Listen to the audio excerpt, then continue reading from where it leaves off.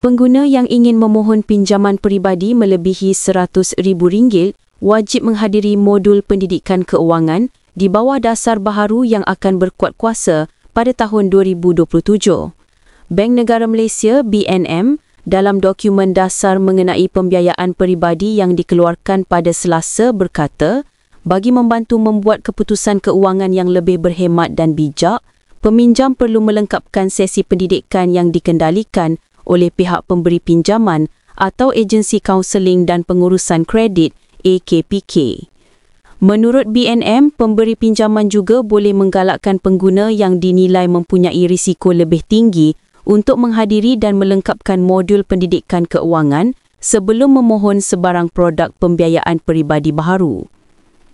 Keperluan ini hadir ketika persaingan semakin sengit dalam pasaran yang mensasarkan peminjam individu di negara berpenduduk 32 juta itu yang turut menempatkan lebih 30 bank tempatan dan asing.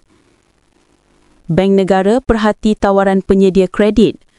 Bank Pusat itu berkata pihaknya sedang memerhatikan perubahan dalam amalan pemberian pinjaman oleh penyedia kredit dalam segmen pembiayaan peribadi yang menyumbang kepada pinjaman isi rumah yang tidak mampu ditanggung.